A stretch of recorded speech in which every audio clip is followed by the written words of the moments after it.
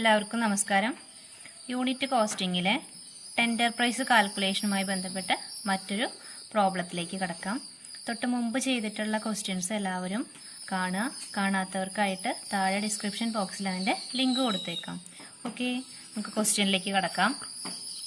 From the following particulars for the production of 1000 swaying machine of Archana Engineering Company Limited for the year 2019. Archana Engineering Company Limitedന്റെ 2019 ഒരു 1000 machines produce ചെയ്തിരിക്കുന്നതിന്റെ details ആണ് നമുക്ക് തന്നിരിക്കുന്നത്. Cost of materials, wages, manufacturing expense, office salary, general expense, selling expense, sales, ഇത്രയാണ് നമുക്ക് വന്നിട്ടുള്ള production cost തന്നിരിക്കുന്നത്. എത്ര മെഷീന്റെ ആണ്? 1000 മെഷീന്റെ ആണ്. The company plans to manufacture 2000 swaying machine during 2020. ഈ കമ്പനി 2000 മെഷീൻ പ്രൊഡ്യൂസ് ചെയ്യാനായിട്ടാണ് അവർ പ്ലാൻ ചെയ്യുന്നത് 2020. You are required to submit a statement showing the price at which machines would be sold so as to earn a profit of 10% of the selling price. നമ്മളോട് ചോദിച്ചിരിക്കുന്നത് എന്താണ്? നമുക്കൊരു quotation price calculate ചെയ്യണം. ആ പ്രൈസിൽ എന്തുണ്ടായിരിക്കണം? Selling പ്രൈസിന്റെ 10% profit ഉണ്ടാക്കത്തക്ക രീതിയിൽ വേണം നമ്മൾ എന്ത് ചെയ്യാനായിട്ട്, ഇതിന്റെ സെല്ലിംഗ് പ്രൈസ് നമ്മൾ നിശ്ചയിക്കാൻ. അഡീഷണൽ ഇൻഫോർമേഷൻസ് തന്നിരിക്കുന്നത് പ്രൈസ് ഓഫ് മെറ്റീരിയൽ 20% കൂടുന്നുണ്ട്, വേജ് റേറ്റ് 5% കൂടുന്നുണ്ട്, മാനുഫാക്ചറിംഗ് എക്സ്പെൻസസ് കോസ്റ്റ് ഓഫ് മെറ്റീരിയലിന്റെയും വേജസിന്റെയും കമ്പൈൻഡ് കോസ്റ്റിന്റെ പ്രപ്പോർഷനേറ്റ് ആയിട്ടാണ് കൂടുന്നത്. സെല്ലിംഗ് എക്സ്പെൻസിന്റെ പെർ യൂണിറ്റ് ആണ് പെർ യൂണിറ്റ് സെയിം ആണെന്ന് പറയുന്നു. Other expenses will remain unaffected. മറ്റ് എക്സ്പെൻസുകളൊക്കെ അൺഎഫക്റ്റഡ് ആണ് എന്ന് പറയുന്നുണ്ട് പ്രൈസിന് ഔട്ട്പുട്ടിനനുസരിച്ചിട്ട്. ഓക്കെ, അപ്പൊ ഇത്രയും അഡീഷണൽ ഇൻഫർമേഷൻസ് ആണ് തന്നത്. അപ്പോൾ ഈ അഡീഷണൽ ഇൻഫർമേഷൻസ് ആണ് ഏതിന് ആവശ്യം? നമുക്ക് 2000 സ്വിയിങ് മെഷീന്റെ പ്രൊഡക്ഷനുമായി ബന്ധപ്പെട്ട് ആവശ്യമുള്ളതാണ് ഇത്. ഇതിന്റെ തൊട്ടുമുകളിലുള്ള ഈ പാർട്ട് നമുക്ക് 1000 മെഷീന്റെ എക്സ്പെൻസുകളാണ്. അത് ഉപയോഗിച്ച് നമുക്ക് അതിന്റെ കോസ്റ്റ് ഷീറ്റ് ആദ്യം പ്രിപ്പയർ ചെയ്യണം. അവിടെ നിന്നും പെർ യൂണിറ്റ് കണ്ടുപിടിക്കണം. കോസ്റ്റ് ഷീറ്റ് എങ്ങനെയാണ് ചെയ്യേണ്ടതെന്ന് നോക്കാം. ആദ്യമായിട്ട് നമുക്ക് ഹെഡിങ് കൊടുക്കുകയാണ് നമ്മൾ. കോസ്റ്റ് ഷീറ്റ് നമുക്ക് പ്രിപ്പയർ ചെയ്യാം. 1000 യൂണിറ്റിന്റെ കോസ്റ്റ് ഓഫ് മെറ്റീരിയൽസ് തന്നിരിക്കുന്നത് 3,20,000 ആണ്. അത് ടോട്ടൽ ഫിഗർ ആണ്. 3,20,000 cost of material. Per unit കിട്ടാൻ നമുക്ക് ടോട്ടൽ കോസ്റ്റിനെ എന്ത് ചെയ്താൽ മതി? ഔട്ട്പുട്ട് കൊണ്ട് ഡിവൈഡ് ചെയ്താൽ മതി. അപ്പോൾ എല്ലാ എമൗണ്ടുകളും ഈ പെർ യൂണിറ്റ് കാണാൻ വേണ്ടി എന്ത് ചെയ്യുക? 1000 കൊണ്ട് ഡിവൈഡ് ചെയ്യുക. തന്നിരിക്കുന്ന ടോട്ടൽ കോസ്റ്റുകൾ കൃത്യമായി എഴുതുക. ആദ്യം കോസ്റ്റ് ഓഫ് മെറ്റീരിയൽ 3,20,000. അത് കഴിഞ്ഞ വേജസ് 4,80,000. വേജസും മെറ്റീരിയലും ആഡ് ചെയ്യുമ്പോൾ പ്രൈം കോസ്റ്റ് കിട്ടും. 8 ലക്ഷമാണ് പ്രൈം കോസ്റ്റ്. പ്രൈം കോസ്റ്റിന്റെ കൂടെ മറ്റ് എക്സ്പെൻഡിച്ചറുകളായ മാനുഫാക്ചറിംഗ് എക്സ്പെൻസ് ആഡ് ചെയ്യുക. അതുപോലെ തന്നെ ഫാക്ടറി കോസ്റ്റ് കിട്ടിക്കഴിഞ്ഞാൽ അതിന്റെ കൂടെ ഓഫീസ് സാലറി, ജനറൽ എക്സ്പെൻസ് തുടങ്ങിയവ ആഡ് ചെയ്യുക. നമുക്കപ്പോൾ കോസ്റ്റ് ഓഫ് പ്രൊഡക്ഷൻ കിട്ടും. കോസ്റ്റ് ഓഫ് പ്രൊഡക്ഷന്റെ കൂടെയാണ് സെല്ലിംഗ് എക്സ്പെൻസസ് ആഡ് ചെയ്യേണ്ടത്. സെല്ലിംഗ് എക്സ്പെൻസ് ആഡ് ചെയ്യുമ്പോൾ ടോട്ടൽ കോസ്റ്റ് കിട്ടും. നമുക്ക് സെയിൽസ് ആണ് തന്നിരിക്കുന്നത്. സെയിൽസ് അറിയാം, ടോട്ടൽ കോസ്റ്റും അറിയാം. പ്രോഫിറ്റ് നമുക്ക് അറിയില്ല. എങ്ങനെയാ കണ്ടുപിടിക്കേണ്ടത്? സെയിൽസ് മൈനസ് ടോട്ടൽ കോസ്റ്റ് ചെയ്താൽ പ്രോഫിറ്റ് കിട്ടും. എല്ലാത്തിന്റെയും പെർ യൂണിറ്റ് നമുക്ക് കണ്ടുവയ്ക്കണം. ഡിവൈഡഡ് ബൈ 1000 ചെയ്താൽ നമുക്ക് പെർ യൂണിറ്റ് ആയി. ഇനി ഈ പെർ യൂണിറ്റ് ഉപയോഗിച്ച് വേണം നമുക്ക് ടെൻഡർ പ്രൈസ് കാൽക്കുലേറ്റ് ചെയ്യാനായിട്ട്. അപ്പൊ ടെൻഡർ പ്രൈസ് കാൽക്കുലേറ്റ് ചെയ്യുമ്പോൾ എത്ര എണ്ണത്തിന്റെ ആണ് നമുക്ക് കണ്ടുപിടിക്കേണ്ടത്? നമുക്ക് 2000 മെഷീനിന്റെ ആണ് നമ്മളോട് എന്ത് ചെയ്യാൻ പറഞ്ഞിരിക്കുന്നത്? ടെൻഡർ പ്രൈസ് നമുക്ക് കാൽക്കുലേറ്റ് ചെയ്യാനായിട്ട് പറഞ്ഞിരിക്കുന്നത്. അപ്പൊ നമുക്ക് എങ്ങനെയാ ചെയ്യേണ്ടതെന്ന് നോക്കാം. നമ്മൾ ഹെഡിങ് കൊടുക്കുകയാണ്. Tender four 2000 machine, per unit total column.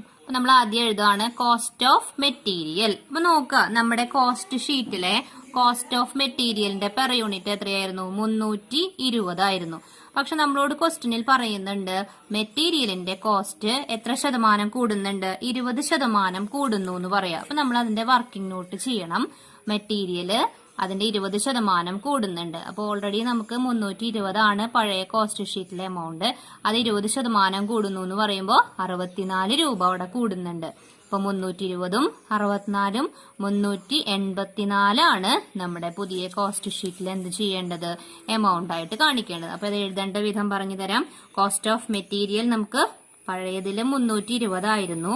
അതിന്റെ വാല്യൂ 20% കൂടി എന്നാണ് പറയുന്നത്. അപ്പൊ 20% കൂടുമ്പോ ഇപ്പൊ അതിന്റെ റേറ്റ് വരുന്നത് 384 ഇപ്പൊ ഒരു യൂണിറ്റിനാണ് 384 രൂപ എന്ന് പറയുന്നത്. നമുക്കറിയേണ്ടത് 2000 മെഷീനിന്റെ ആണ്. അപ്പൊ എന്ത് ചെയ്താൽ മതി? 384 ഇൻറ്റു 2000. അപ്പൊ എത്ര വരും? 7,68,000. ഇനി അടുത്ത ഐറ്റം എന്ന് പറയുന്നത് നമുക്ക് വേജസ് ആണ് നമുക്ക് എഴുതേണ്ടത്. അപ്പോൾ വേജസ് എഴുതുമ്പോൾ ഇതുപോലെ തന്നെ നമ്മൾ അഡ്ജസ്റ്റ്മെന്റിൽ എന്താണ് വേജസിനെ കുറിച്ച് പറഞ്ഞിരിക്കുന്നത് നോക്കണം. വേജസും ഇതുപോലെ തന്നെ നമ്മളോട് പറഞ്ഞിട്ടുണ്ട്. വേജസ് 5% കൂടുന്നു എന്നാ പറയുന്നത്. അപ്പൊ നമ്മൾ നോക്കുക, നമ്മുടെ പഴയ കോസ്റ്റ് ഷീറ്റില് നമ്മുടെ വേജസ് തന്നിരിക്കുന്നത്, നമുക്ക് പഴയ കോസ്റ്റ് ഷീറ്റിലെ വേജസ് നമുക്ക്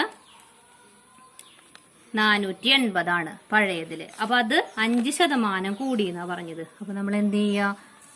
480ന്റെ 5% കാൽക്കുലേറ്റ് ചെയ്യുക. അത് എത്രയാണ്? 24. അപ്പൊ 480ഉം 24ഉം 504 രൂപയാണ് വരിക. അപ്പൊ നമ്മുടെ പുതിയ കോസ്റ്റ് ഷീറ്റ്, അതായത് ടെൻഡർ ചെയ്യണ സമയത്ത് വേജസ് എടുക്കേണ്ടത് എത്രയാണ്? 504. ഓക്കെ, അപ്പൊ നമ്മൾ എഴുതുന്നു വേജസ്. എത്രയാണ് എമൗണ്ട് എഴുതേണ്ടത്? 504 പെർ യൂണിറ്റ് കാണിക്കേണ്ടത്. അപ്പൊ നമ്മള് 480 ആയിരുന്നു, അത് 5% കൂടി എന്നാണ് പറയുന്നത്. അപ്പൊ 5% നമ്മളിവിടെ ആഡ് ചെയ്യണം. അപ്പൊ 504 കിട്ടി. ഇനി 504 ഇൻറ്റു എന്ത് ചെയ്യാ? 2000 ചെയ്യാം.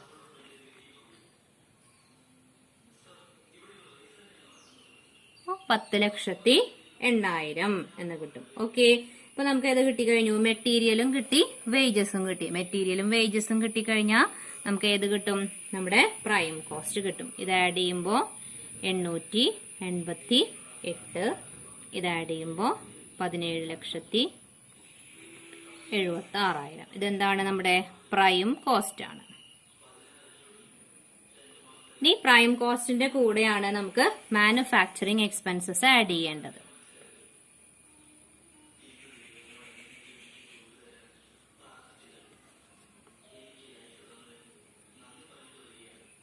മാനുഫാക്ചറിങ് എക്സ്പെൻസസും ഇതുപോലെ തന്നെ നമ്മളോട് ഒരു കണ്ടീഷൻ പറയുന്നുണ്ട്. മാനുഫാക്ചറിങ് എക്സ്പെൻസസ് പറയുന്നത് കമ്പൈൻഡ് കോസ്റ്റ് ആണ്. Combined cost of material and wages ആണ്. അപ്പോൾ combined cost of material and wages എപ്പോഴും നമ്മൾ പഴയ കോസ്റ്റ് ഷീറ്റ് നോക്കും, എന്നിട്ടാണ് പുതിയതിലേക്ക് വരാവോ. അപ്പൊ നമ്മൾ പഴയ കോസ്റ്റ് ഷീറ്റ്, അപ്പൊ പഴയ കോസ്റ്റ് ഷീറ്റ് എടുത്തു. അതിലെ combined cost of material and wages എത്രയാണ്? Material 320, wages 480. അപ്പൊ എത്ര വരും? 800 വരും. ഓക്കെ, അപ്പോ 800 ആണ് ഇവിടുത്തെ കമ്പൈൻഡ് കോസ്റ്റ് വരുന്നത്. ഇവിടെ നമ്മൾ മാനുഫാക്ചറിങ് എക്സ്പെൻസ് ആയിട്ട് എടുത്തത് എത്രയാണ്? 200 ആണ്. അപ്പോ ഈ 200 എന്ന് പറയുന്നതില് കമ്പൈൻഡ് കോസ്റ്റ് വരുന്നത് 800 ആണ്. അതേപോലെ ആണെങ്കിൽ ഇവിടെ നമ്മുടെ കമ്പൈൻഡ് കോസ്റ്റ് എത്രയാ വരിക? 384ഉം 504ഉം എത്രയാണ്? 888 ആണ്. അപ്പൊ നമ്മളോട് പറഞ്ഞിട്ടുണ്ട്, ശ്രദ്ധിക്കുക, 1000 നമുക്ക് യൂണിറ്റ് ചെയ്ത് തരുന്നപ്പോഴത്തെ കമ്പൈൻഡ് കോസ്റ്റ് 800 ആയിരുന്നു. ആ 800 ആയിരുന്ന സമയത്ത് നമ്മൾ മാനുഫാക്ചറിങ് എക്സ്പെൻസ് എടുത്തിരുന്നത് 200 ആണ്. ഇപ്പോഴത്തെ നമ്മുടെ കമ്പൈൻഡ് കോസ്റ്റ് എത്രയാണ്? 888 ആണ്. അങ്ങനെയാണെങ്കിൽ ഇവിടുത്തെ കോസ്റ്റ് എങ്ങനെയാ കാണുക? 200 എന്ന് പറയുന്നതില് കമ്പൈൻഡ് 800 ആയിരുന്നു. നമുക്ക് ഇപ്പൊ അറിയേണ്ടത് എത്രേന്റെയാ? 888 ആണ്. അപ്പൊ ഇവിടെ നമ്മൾ പെർ യൂണിറ്റ് ആയിട്ട് എടുക്കേണ്ടത് 222 രൂപയാണ്. ഓക്കെ, അപ്പൊ മാനുഫാക്ചറിങ് എക്സ്പെൻസസ് നമുക്ക് എടുക്കേണ്ടത് 222. അപ്പോൾ ഒരു യൂണിറ്റിന്റെ നമുക്ക് കിട്ടിക്കഴിഞ്ഞു.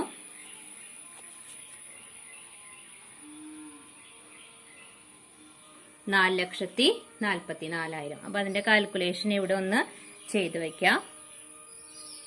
200 എന്ന് പറയുന്നത് 800 ആയിരുന്നു കമ്പൈൻഡ്. ഇപ്പോഴത്തെ കമ്പൈൻഡ് വരുന്നത് 888 ആണ്.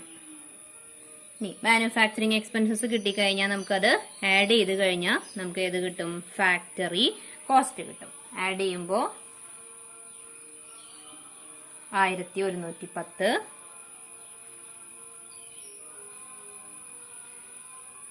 അപ്പൊ നമുക്ക് ഏത് കിട്ടിക്കഴിഞ്ഞു?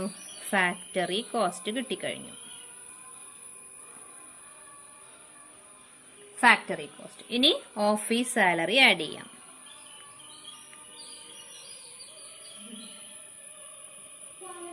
ഓഫീസ് സാലറി നമ്മളോട് പറഞ്ഞിരിക്കുന്നത് മാറ്റമൊന്നുമില്ല, സെയിം തന്നെയാണ് നമുക്ക് വരുന്നത്. അതർ എക്സ്പെൻസസ് സെയിം എന്നൊരു സെന്റൻസ് നമ്മുടെ കയ്യിലുണ്ട്. അപ്പൊ നോക്കുക, നമ്മുടെ ഓഫീസ് സാലറി എത്രയായിരുന്നു? നമ്മുടെ ഓഫീസ് സാലറി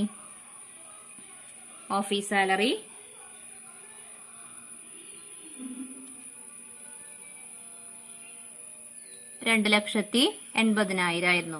പെർ യൂണിറ്റ് എത്രയായിരുന്നു? 280 ആയിരുന്നു. അപ്പൊ 280 എന്ന് പറയുന്നത് എത്ര യൂണിറ്റിനായിരുന്നു?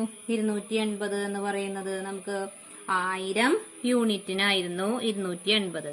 അപ്പോ എമൗണ്ട് എത്രയാ തന്നിട്ടുണ്ടായിരുന്നത്? 2,80,000 ആണ്. അപ്പൊ ഇതിന് മാറ്റം ഒന്നുമില്ല എന്ന് പറഞ്ഞാൽ അതിന്റെ അർത്ഥം ഇതേ എമൗണ്ട് തന്നെ നമുക്ക് എവിടെയും യൂസ് ചെയ്യാം, ഈ 2000ന്റെ കേസിലും യൂസ് ചെയ്യാം. അപ്പൊ ഓഫീസ് സാലറി എന്നുള്ളത് നമ്മൾ എഴുതുമ്പോ എമൗണ്ട് കോളത്തിൽ നമ്മൾ 2,80,000 തന്നെ എഴുതുക.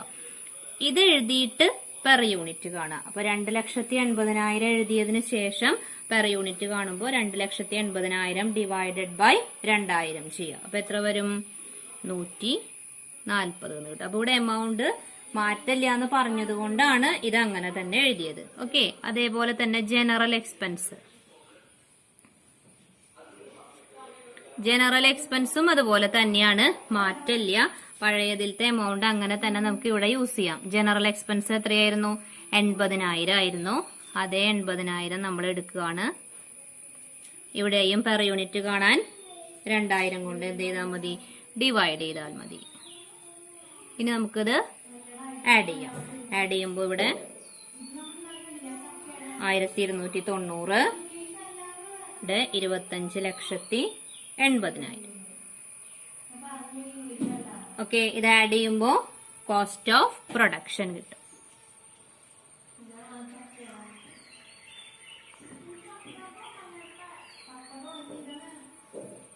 കോസ്റ്റ് ഓഫ് പ്രൊഡക്ഷൻ കിട്ടിക്കഴിഞ്ഞാൽ സെല്ലിംഗ് എക്സ്പെൻസസ് ആഡ് ചെയ്യാം.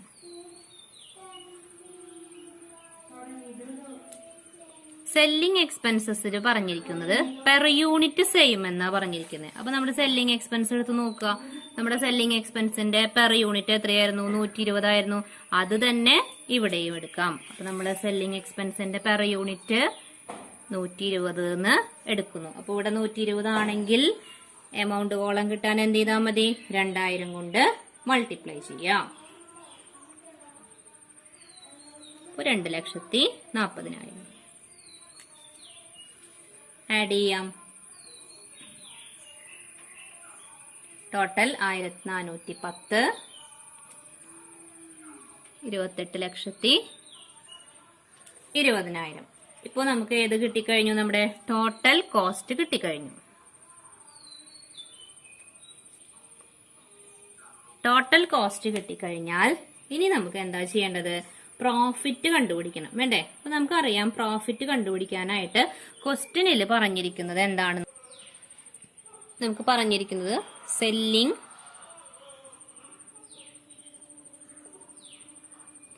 പ്രൈസ് അതിന്റെ 10% എന്നാണ് തന്നിരിക്കുന്നത്. സെല്ലിംഗ് പ്രൈസിന്റെ 10%. ഇതിനെ നമുക്ക് എന്തോട്ട് മാറ്റണം? കോസ്റ്റിലോട്ട് മാറ്റണം.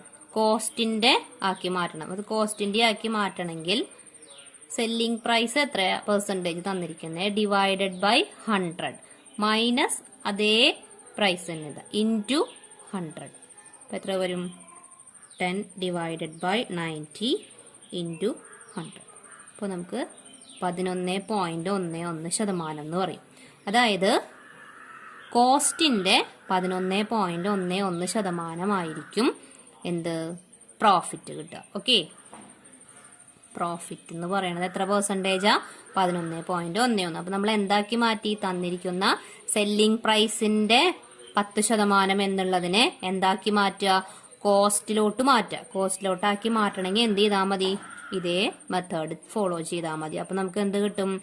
പ്രോഫിറ്റ് എത്ര ശതമാനം? 11.11%. അതായത് ടോട്ടൽ കോസ്റ്റിന്റെ കൂടെ ഈ 11.11% ആഡ് ചെയ്ത് കഴിഞ്ഞാൽ നമുക്ക് ഏത് കിട്ടും? സെല്ലിംഗ് പ്രൈസ് കിട്ടും. ഓക്കെ, പ്രോഫിറ്റ് കിട്ടിക്കഴിഞ്ഞു. നമുക്ക് 11.11% കിട്ടിക്കഴിഞ്ഞു. ഇനി എന്ത് ചെയ്താൽ മതി?